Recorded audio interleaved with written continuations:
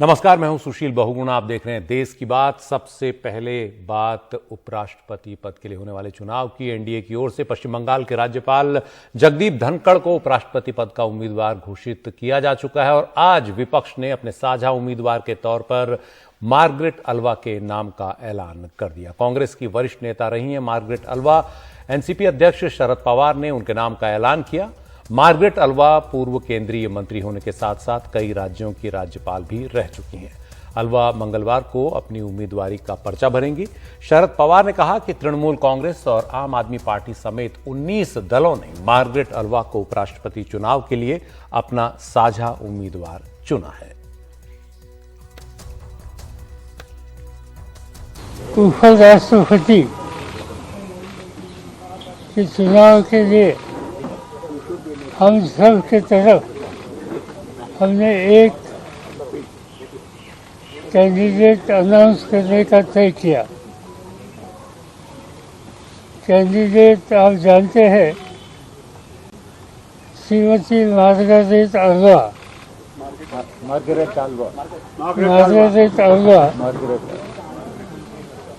She was a minister in government of India. She was a Rajya Sabha member for many years. Governor. She was a governor also, and she was a person who got a vast experience in administration and in parliamentary affairs. Margaret Alva ji का नाम पर सहमति से मोहर उठाई है। अनुभवी नेता रही, केंद्रीय मंत्री, फॉर्मर गवर्नर, बहुत साल राज्यसभा में रही, पार्लियामेंट में रही। ये चुनाव हम अपनी ताकत से लड़ेंगे। मुझे पूरा विश्वास है कि पूरा अपोजिशन एक साथ रहेगा इस बार। और इसी खबर पर ज्यादा जानकारी के लिए हमारे साथ हैं हमारे सहयोगी राजीव रंजन।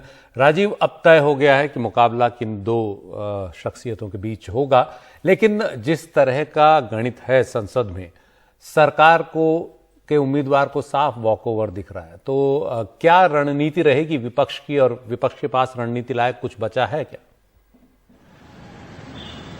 बिल्कुल आप सही कह रहे हैं कि जो संख्या बल है उसके मुताबिक अगर देखें तो सत्ता पक्ष के जो कैंडिडेट है उनका जीतना बिल्कुल तय है। फासला इतना अधिक है कि उसकी भरपाई नहीं हो सकती है।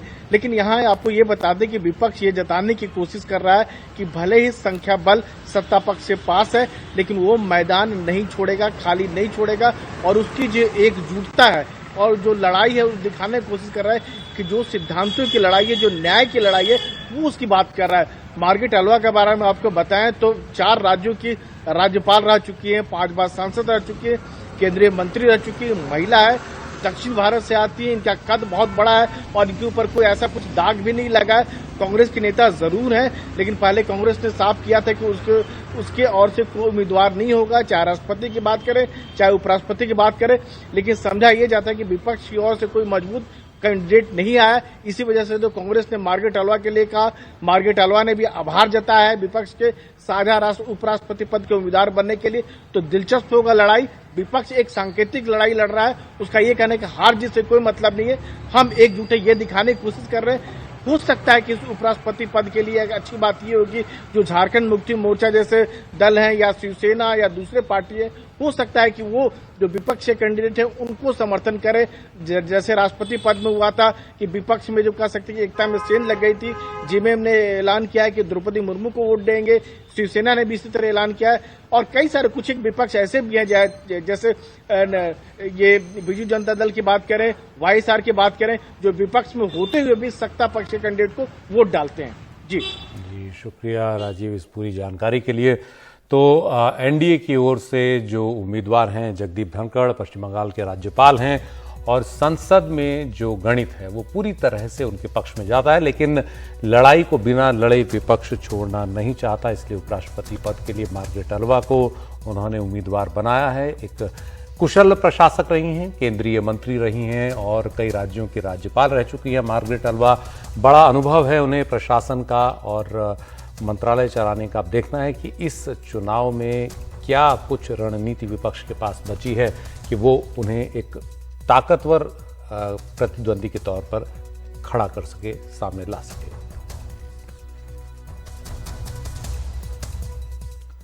संसद का मानसून सत्र कल से शुरू हो रहा है। स्पीकर ओम बिरला एक सर्वदलीय बैठक बुला चुके हैं और आज केंद्र सरकार ने सर्वदलीय बैठक बुलाई संसद के सुचारू कामकाज के लिए।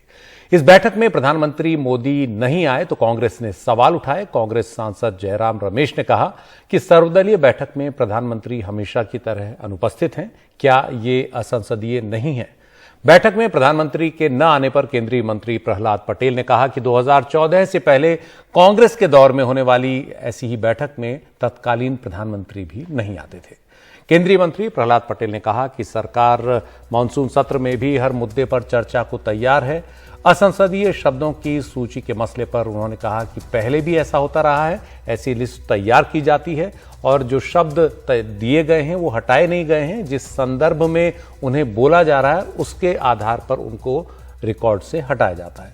धरना प्रदर्शन को लेकर भी एक सामान्य सर्कुलर जारी किया गया है, लेकिन विपक्ष ने इस सबको मुद्दा बना लिया है और सरकार का कहना है कि ये कोई मुद्दा है नहीं। मैं 2014 से पहले कौन प्रधानमंत्री इसमें आते थे ये बता दे दें, और उससे पहले बहुत वर्षों तक चीफ विप ये मीटिंग चलाते थे, बाद में पार्लियामेंट अफेयर्स मंत्री और कोई चलाते थे। अभी हम 2014 से माननीय राजनाथ सिंह जी के नेतृत्व में उस टाइम भी चलता था, आज भी चल रहा है, और अंत में प्रधानमंत्री जी एज ए गुड गेस्चर आते थे। अभी प्रधानमंत्री जी व्यस्त होंगे, इस बार आए हैं नहीं है, लेकिन जो लोग अपने टाइम पे कितने बार प्रधानमंत्री जी को लाए थे, तो इन लोगों को इशू नहीं है, इसलिए इस छोटे छोटे ऐसे इशू को, ये नॉन इशू को इशू कन्वर्ट करना चाहते हैं। हम हाथ जोड़ जोड़ के प्रार्थना कर सकते हैं, आप डिबेट में पार्टिसिपेट करो, चर्चा करो, हमको क्रिटिसाइज करो, सो दैट हमको भी हमारा अगर कुछ उसमें कमियां है तो मिल जाएगा। We are open for everything. If they don't want to participate, अगर हमको शोर शराबा करना, बाधा डालना, रक्कस क्रिएट करना, यही वो चाहते हैं तो हम क्या करें? हम I am making this point very clear, we are open for anything. 14 दिन मैक्सिमम हमको मिलेंगे। अब 32 बिल 14 दिन में पास होना और 20 जो मुद्दे हमने रखे हैं वो इम्पोर्टेंट है, जैसा कि प्राइस राइज है, इन्फ्लेशन का, और जैसे अग्निपथ अग्निवीर का समस्या, और फेडरल स्ट्रक्चर पे हमला, ईडी सीबीआई का दुरुपयोग, और दूसरे जितने भी मुद्दे हैं हमने जो रखा है, उन सभी मुद्दों पे खासकर ये चाइनीज इनकर्शन, फॉरेन पॉलिसी के बारे में हम पूछना चाहते हैं, और DHFL बैंक फ्रॉड जो 34,000 करोड़ का घोटाला हुआ, उसके बारे में भी हम चर्चा चाहते हैं। ये सब मुद्दे उनके सामने रखे हैं। 13 से 14 मुद्दा ऐसा रखा है जिसमें हिंदुस्तान की आज आर्थिक हालत से लेकर हिंदुस्तान की आज जो इन्फ्लेशन, मुद्रास्फीति हो रहे हैं, सारे चीज़ों की दाम जिस धड़ल्ले से बढ़ते जा रहे हैं, लोग आज आर्थिक स्थिति के चलते हाहाकार कर रहे हैं, ये सारे मुद्दे को हम लोग सामने लाना चाहते हैं, चर्चा में लाना चाहते हैं। इसके साथ साथ हिंदुस्तान में सांप्रदायिक तनाव, हिंदुस्तान में अग्निपथ रिक्रूटमेंट के लेकर जिस तरीके आम युवाओं के अंदर एक खलबली मच गए हैं, एक आशंका पैदा हुए हैं, इस सारे मुद्दे को लाने के लिए हम लोग यह गुहार लगाए हैं। पड़ोसी देश श्रीलंका बीते 70 साल के सबसे बड़े आर्थिक और राजनीतिक संकट से गुजर रहा है। यह संकट मानवीय संकट में भी तब्दील हो सकता है, जिसे लेकर भारत सरकार भी काफी गंभीर है। और इसी संकट पर चर्चा के लिए सरकार ने मंगलवार को सर्वदलीय बैठक बुलाई है। केंद्रीय मंत्री निर्मला सीतारमण और विदेश मंत्री एस जयशंकर इस बैठक में रहेंगे। संसद के मानसून सत्र से पहले आज हुई सर्वदलीय बैठक में डीएमके और एआईएडीएमके ने सरकार से मांग की थी कि वो श्रीलंका के मामले में दखल दे। और भारत सरकार पहले ही कहती रही है कि श्रीलंका के मामले में वो पूरी तरह से वहाँ की जनता के साथ है। जो भी मदद मुमकिन होगी भारत सरकार अपनी तरफ से करेगी। श्रीलंका में विदेशी मुद्रा लगभग खत्म हो चुकी है। पेट्रोल डीजल की भयानक तंगी है। तेल है ही नहीं, दवाओं के साथ ज़रूरी चीज़ों के आयात में मुश्किलों का सामना करना पड़ रहा है। खाद्यान्न संकट भी देश के सामने हो चुका है। सबके बीच वहाँ अब नए राष्ट्रपति के चुनाव की तैयारी है। जो पिछले राष्ट्रपति गोटबाया राजपक्षे थे वो श्रीलंका छोड़कर भाग चुके हैं, इस्तीफा दे चुके हैं। तो ये स्थिति है, लेकिन भारत का कहना है कि वो लगातार इस कठिन संकट के समय श्रीलंका की जनता के साथ है और लोकतांत्रिक तरीके से श्रीलंका अपनी नई सरकार चुने। भारत जो भी मदद होगा वो इसमें करेगा।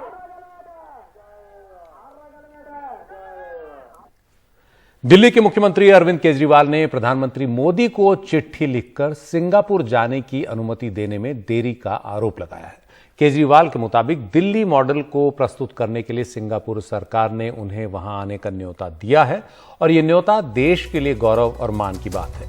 उन्होंने कहा कि दुनिया दिल्ली मॉडल के बारे में जानना चाहती है और अगर अरविंद केजरीवाल को वहां जाने से रोका जाएगा तो ये देश हित के खिलाफ है, क्योंकि दुनिया को दिल्ली मॉडल के बारे में जानना चाहिए। सिंगापुर उन्हें दिल्ली मॉडल को जानने के लिए बुला रहा है। केजरीवाल ने यह भी लिखा कि मुझे जल्द सिंगापुर जाने की अनुमति दें ताकि मैं देश का नाम रोशन कर सकूं। और आम आदमी पार्टी के सांसद संजय सिंह का कहना है कि प्रधानमंत्री मोदी को केजरीवाल मॉडल से डर लग रहा है।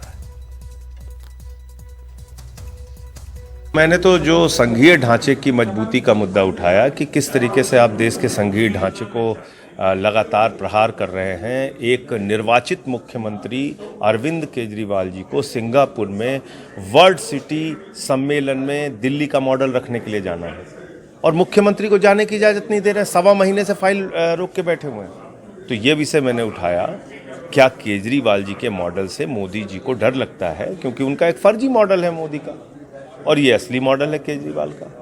तो इस तरह से डर के तो आप राजनीति कर नहीं सकते। आप एक मुख्यमंत्री को कैसे रोक सकते हैं?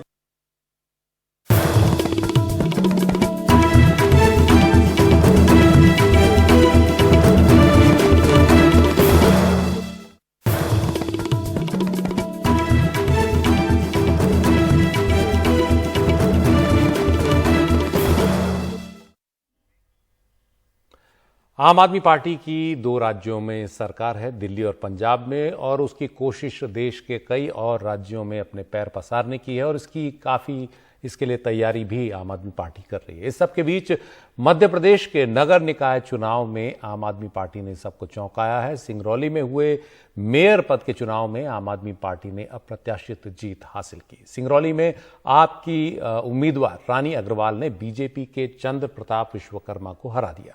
यह सीट पहले बीजेपी के कब्जे में थी। इसके साथ ही मध्य प्रदेश में आम आदमी पार्टी का पहला मेयर बन गया है।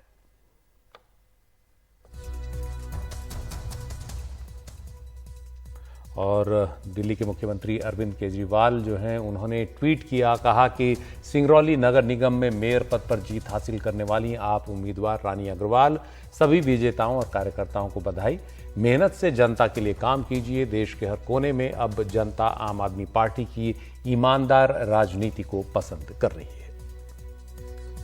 और हमारे साथ हमारे सहयोगी अनुराग द्वारी हैं। अनुराग, ये एक जीत जो सिंगरौली में मेयर पद की है, ये कितनी अहम मानी जाए आम आदमी पार्टी के लिए? मध्य प्रदेश की राजनीति बहुत बड़ी है और इसमें 2 बड़ी पार्टियां पहले से काबिज हैं, तो कहां आम आदमी पार्टी क्या कोई अपने लिए रास्ता बनाती आने वाले कुछ साल में राज्य में दिख रही है?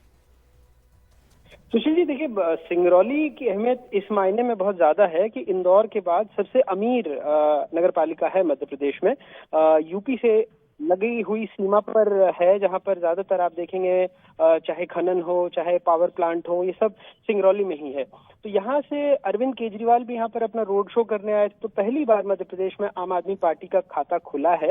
ये वो सीट है जहाँ विधानसभा चुनाव में भी आप तीसरे नंबर पर रही थी और लगभग 10,000 9,500 के आसपास करीब वोटों से आम आदमी पार्टी की रानी अग्रवाल ने कांग्रेस के अरविंद चंदेल और चंद्र प्रकाश विश्वकर्मा, जो काफी करीबी माने जाते हैं वहाँ विधायक रामलल्लू वैश्य के बीजेपी विधायक, तो उनको हराया है। और इसी के साथ जो 11 आज नगर निगम में 7 के जिसमें नतीजे आ गए हैं।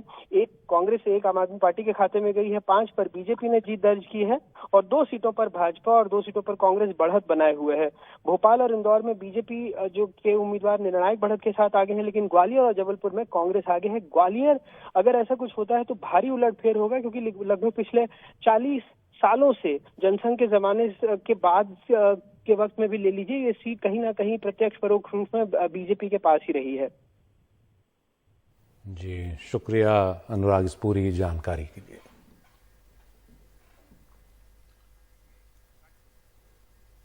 देश के मुख्य न्यायाधीश जस्टिस एनवी रमन्ना ने देश में विचाराधीन यानी अंडर ट्रायल कैदियों की भारी संख्या पर चिंता जताई है। उन्होंने कहा कि कैदियों की इतनी बड़ी संख्या क्रिमिनल जस्टिस सिस्टम को प्रभावित कर रही है और उन प्रक्रियाओं पर सवाल उठाना होगा जिनके कारण लोगों को बिना मुकदमे के लंबे समय तक जेल में रहना पड़ता है, उनकी सुनवाई नहीं हो पाती और वो अंडर ट्रायल की तरह जेल में अपनी जिंदगी का बड़ा हिस्सा गुजार देते हैं।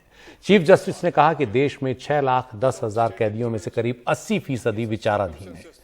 उन्होंने इस मौके पर राजनीति में दुश्मनी को लेकर भी चिंता जताई। उन्होंने कहा कि राजनीतिक विरोध का दुश्मनी में बदलना स्वस्थ लोकतंत्र के संकेत नहीं है।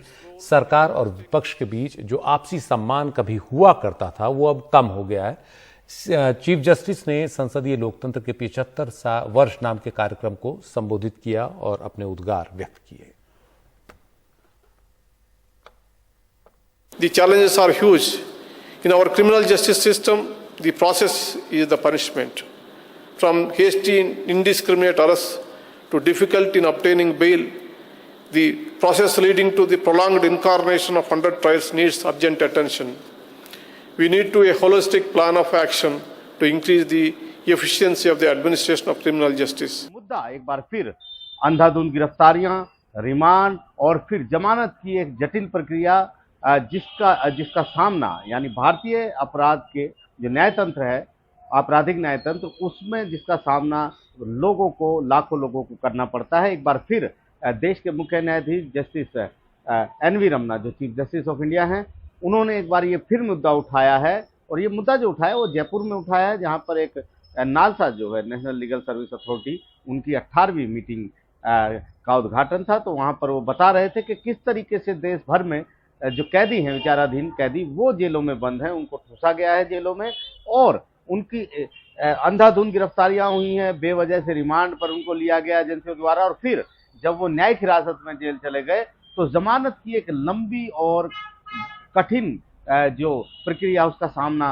उनको करना पड़ता है और बहुत सारे कैदी, लाखों कैदी ऐसे हैं जो जेलों में बेवजह बंद हैं, जिन्हें बाहर आ जाना चाहिए था। उन्होंने ये भी एक बहुत बड़ा कटाक्ष किया है और कहा है, ये टिप्पणी की है कि भारत का जो न्याय आपराधिक न्याय तंत्र जो है वो खुद ही, उसकी जो प्रक्रिया है वो अपने आप में एक सजा है। लोग भुगतते हैं उसको, समान पहुंच नहीं है, अदालतों तक पहुंच नहीं है।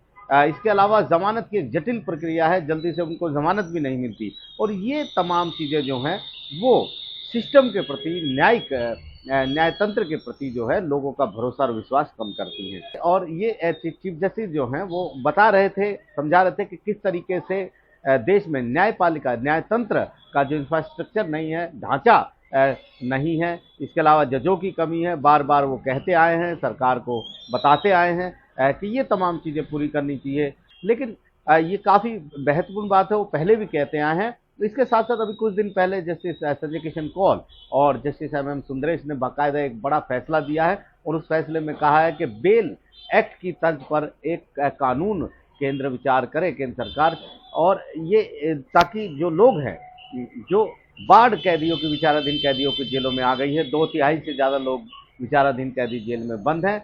जमानत की एक लंबी प्रक्रिया है, अदालतों में उनके केस चलते नहीं हैं, जो एजेंसियां हैं वो बिना वजह गिरफ्तारी करती हैं, अनावश्यक रूप से गैर जरूरी गिरफ्तारियां करती हैं, उनको रिमांड पर लेती हैं और फिर उनको जमानत मिलने में काफ़ी कठिनाई होती है। और उन्होंने ये भी कहा है कि 4 महीने के अंदर हाईकोर्ट और केंद्र सरकार अपना जवाब, स्टेटस रिपोर्ट इस पर दाखिल करे। केंद्र सरकार हाईकोर्ट को भी कहा है कि वो एक प्रक्रिया का पालन करे, नियमों का पालन करे कि जमानत आवेदनों पर जल्द से जल्द अदालतें फैसला करें, क्योंकि मौलिक अधिकारों की जब का हनन होगा तो फिर संविधान ने देश की सबसे बड़ी अदालत यानी सुप्रीम कोर्ट को ये जिम्मेदारी सौंपी है, क्योंकि वो देश के नागरिकों के मौलिक अधिकारों का प्रहरी है और जब जब जरूरत पड़ेगी उसको सबके बीच में खड़ा होना होगा। नई दिल्ली से आशीष भार्गव, एनडीटीवी इंडिया।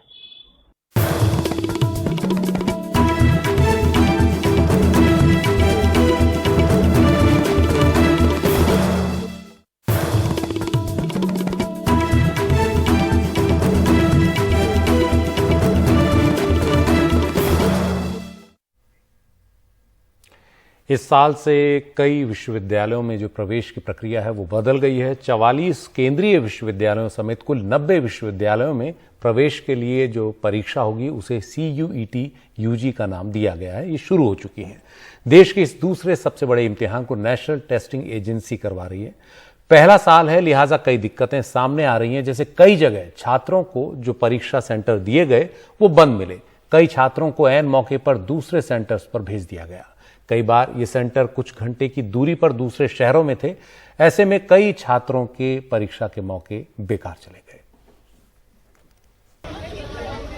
इम्तिहान का पहला दिन। दीक्षा पश्चिम दिल्ली के अपने परीक्षा सेंटर पहुंची तो हैरान रह गई। उसका सेंटर इम्तिहान से कुछ घंटे पहले ही बदलकर ग्रेटर नोएडा में कर दिया गया था। अधिकारियों से काफी आग्रह किया, लेकिन उन्होंने इम्तिहान शुरू होने से पहले उन्हें वहां से वापस भेज दिया। ये बच्चा ग्रेटर नोएडा से ही आया, अगर ये पहले बोलते तो क्यों परेशान होता है। ये पहले यहाँ आया, इसको फिर मैं सुबह मॉर्निंग में लेके आया हूँ यहाँ पर। अब बताइए हम क्या करें। अब ग्रेटर नोएडा से यहाँ पर आए और बिल्कुल फिर अब यहाँ से फिर वापस ग्रेटर नोएडा वो भी अब बोल रहे हैं कि आप एग्जाम टाइम में पहुँचिए। ना कोई और सबसे बड़ी बात, ना कोई नोटिफिकेशन दे रहे हैं यहाँ से, ना कोई कुछ लिख के दे रहे हैं, ना कोई नोट्स दे रहे हैं। और क्या बोले वहाँ पर। जब यहाँ पे सेंटर नहीं है तो एंट्री क्यों हो रही है फिर? बताइए अब क्या ट्राई किया बात करने का एग्जाम? बिल्कुल उन्होंने बोला कि आप चले जाओ। कह रहे आप जाइए। परीक्षा से जुड़े अधिकारियों को लगता है जैसे छात्रों को हुई इन परेशानियों का खास अंदाजा नहीं है। इम्तिहान कामयाबी के साथ कराया गया। अगर छात्र परीक्षा शुरू होने के आधे घंटे के अंदर सेंटर पर पहुंचे तो भी हमने छात्रों को उन सेंटर्स पर परीक्षा देने की इजाजत दी जो उन्हें अलॉट नहीं हुए थे। और सबसे हैरान कर देने वाली बात ये भी है कि कई सारे छात्र जब अपने एग्जामिनेशन सेंटर पर पहुंचे तो उन्हें वहां जाकर पता चला कि उस एग्जामिनेशन सेंटर में कोई परीक्षा ही नहीं हो रही। ऐसे ही एक और उम्मीदवार गुरकिरण कौर, जिन्हें रोहिणी का सेंटर दिया गया था, लेकिन वो वहां पहुंची तो सेंटर बंद मिला। उनका सेंटर बिना जानकारी दिए बदल दिया गया। जिस इम्तिहान के लिए वो कई महीनों से तैयारी कर रही थी वो छूट गया। जब हम अपना इंस्टीट्यूट पहुंचे, हमारा टाइम था पेपर का टाइम था 3 बजे और गेट क्लोजिंग का टाइम था 2:30। तो हम वहां पर 2 बजे पहुंच गए और जब हम पहुंचे तो वहां पे सिक्योरिटी गार्ड्स ने हमारे को मिसबिहेव किया। उन्होंने मैनेजमेंट बुलाई, उसके बाद मैनेजमेंट में हमें एंट्री ही नहीं दी और उन्होंने साफ सीधा बोल दिया कि यहाँ पे कोई एग्ज़ाम नहीं हो रहा और आपको ग्रेटर नोएडा जाना पड़ेगा ये एग्ज़ाम कंडक्ट करवाने के लिए। 2 बजे बच्चे आ रहे हैं, 3 बजे उनका एग्जाम है। आधे घंटे में या पौने घंटे में बच्चा कैसे ग्रेटर नोएडा 45 किलोमीटर, जो कम से कम भी नियर पर 45 से 50-60 किलोमीटर पड़ता है, और वो भी पीक आवर्स के बीच में, जब हमने गूगल पे सर्च किया है उसके ऊपर 186 मिनट का टाइम आ रहा है। 3 घंटे का टाइम आ रहा है। हम बताइए हम कैसे एग्जाम दे सकते हैं।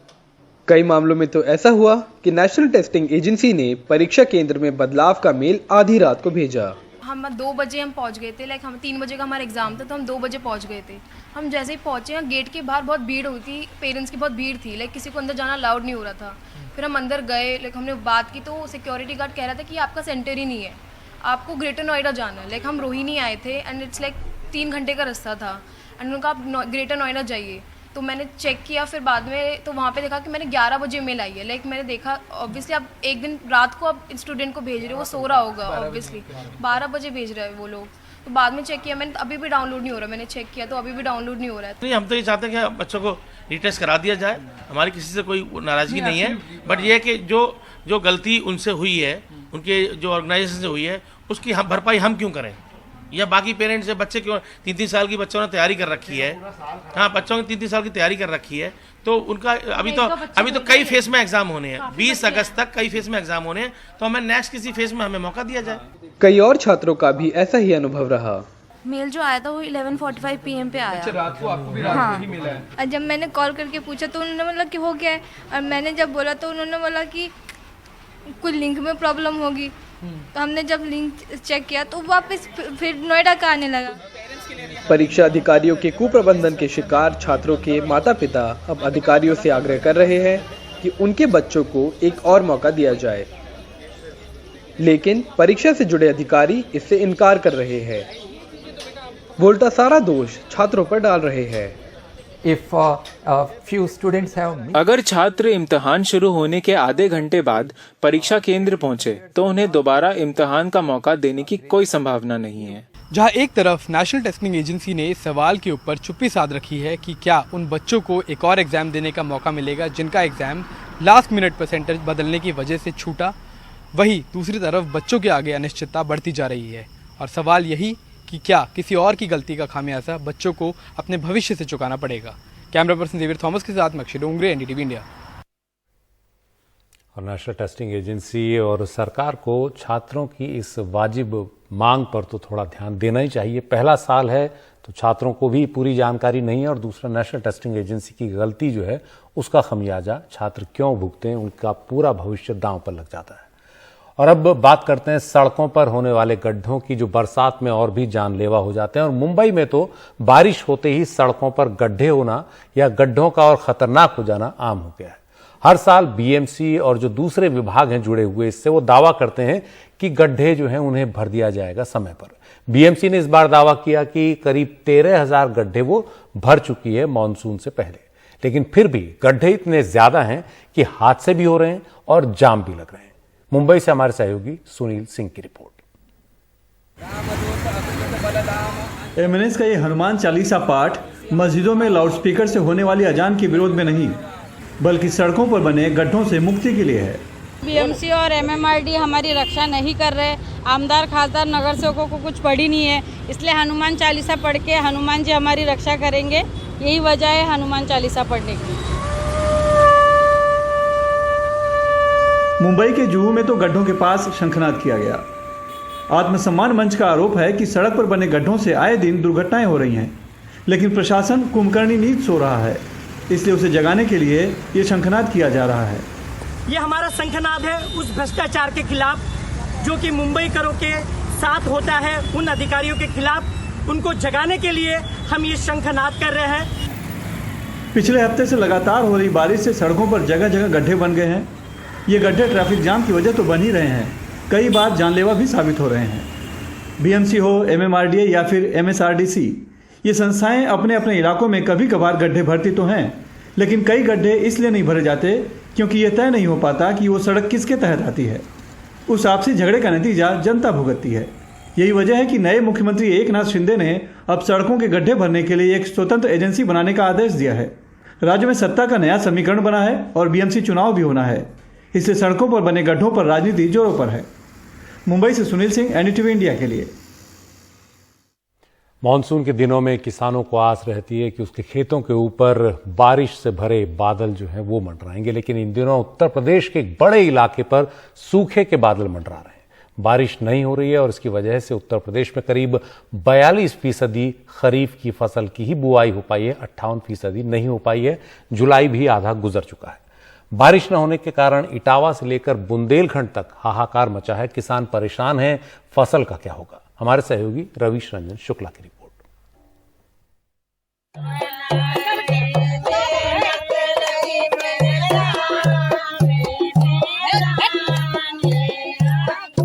इटावा में जसवंत नगर की महिलाएं बारिश के लिए सूखे खेत में सांकेतिक तौर पर हल चला रही हैं। मानसून के इस मौसम में इन खेतों में पानी होना चाहिए, लेकिन आज यहाँ धूल उड़ रही है। इसीलिए अब पूजा अर्चना करके बारिश होने की प्रार्थना की जा रही है। ये मक्का है, बाजरा है और ये धान है, ये साका है, तो ये पानी बरस रही है, ये साका हुए। इंद्रदेव की सेवा कर रहे हैं, ये पानी नहीं बरस रहा है, इसलिए उनसे प्रार्थना मांग रहे हैं कि ये पानी बरसे। और सूखा पड़ी है, जनता परेशान है, इसलिए ये हर चलाना जा रहा है। इटावा ही नहीं, यहाँ से करीब 300 किलोमीटर दूर प्रयाग के किसान भी सूखे से परेशान हैं। मुन्नी देवी और भुल्लर जैसे किसानों ने ट्यूबवेल के पानी से किसी तरह धान की रोपाई तो कर ली, लेकिन बारिश न होने से धान की फसल पर सूखे के बादल मंडरा रहे हैं। धान की फसल को इस मौसम में लगातार पानी चाहिए और छोटे किसानों के लिए ट्यूबवेल से लगातार सिंचाई करना संभव नहीं है। खेत सब सूखा जा रहा है, बेहन आ गई है, बारिश हो नहीं रही है, हम लोग किसान मर जाएंगे साहब, कोई सहायता नहीं हो रहा है साहब। आखिर जुताई नहीं, बुआई कहाँ से बच्चों को पालेंगे हम? हाँ, बेहन धान की छोड़ दिया, जो घर का पैसा वो भी लगा दिए, उसके बाद अब कोई सहारा नहीं है, केवल खेती के अलावा। बेहन भी खराब हो रही, पानी भी नहीं है। प्रयाग ही नहीं, यहाँ करीब 200 किलोमीटर दूर झांसी, जालौन, महोबा और हमीरपुर जैसे जिलों में खेत बंजर हो रहे हैं और नहरें सूखी पड़ी हैं। यहाँ सूखे के चलते किसान मूंगफली उगाने के बजाय अब बीज वापस बेच रहे हैं। मूंगफली बेच भी आए थे, जब बीज पाए थे हमने 8 क्विंटल मूंगफली ली थी। अब साहब 8 क्विंटल में फरवाई सब करवाओ, अब करवावे के बाद जब 5 क्विंटल निकली, कही के चलो भैया पानी को इंतजार करो, पानी नहीं बरसो, थोड़ी बहुत बहती सुबह जमी नहीं जमी, पानी नहीं बरसो भैया, जब बीजी बेच के लाने ले आए। अब चलते हैं उत्तर प्रदेश की राजधानी लखनऊ, जहां सूखे के आसार ने सरकार को भी बैठक करने पर मजबूर कर दिया है। उत्तर प्रदेश में अब तक का आकलन यही है कि 60% से कम बारिश हुई है और यहाँ पर जो खरीफ के फसल की रोपाई है वो केवल 42% अब तक हो पाई है। सूखे ने खरीफ की फसल पर गंभीर असर डाला है। उत्तर प्रदेश में 96 लाख हेक्टेयर में खरीफ की फसल की बुआई होती थी, लेकिन इस बार केवल 42 लाख हेक्टेयर में ही बुआई हुई है। सबसे ज्यादा प्रभावित इलाके बांदा, हमीरपुर, जालौन, बलिया, बस्ती, गोरखपुर, महाराजगंज, संत कबीर नगर और श्रावस्ती है। कृषि विभाग के अधिकारियों को, कृषि विश्वविद्यालयों को, कृषि विज्ञान केंद्रों को भी हमें अलर्ट मोड में रखना चाहिए और वे लोग किसानों के साथ लगातार संवाद बना के रखें, उनको सही जानकारी दें और अगर बाई चांस सूखा की नौबत आती है तो उसकी भी हमारे पास तैयारी होनी चाहिए, जिससे जो भी हमें औपचारिकता करनी होंगी तो फिर मंत्री समूह गठित करके उस कार्यक्रम को हम आगे बढ़ा सकेंगे। उत्तर प्रदेश में खरीफ की फसल 15 जून से 15 सितंबर तक होती है। अगर अब भी बारिश हो जाए तो किसानों को कुछ राहत मिल सकती है। सरकार से लेकर किसान सभी इसी जुगत में हैं कि किसी तरह हालात सुधरें। इटावा से अरशद जमाल के साथ रवीश रंजन शुक्ला, एनडीटीवी इंडिया।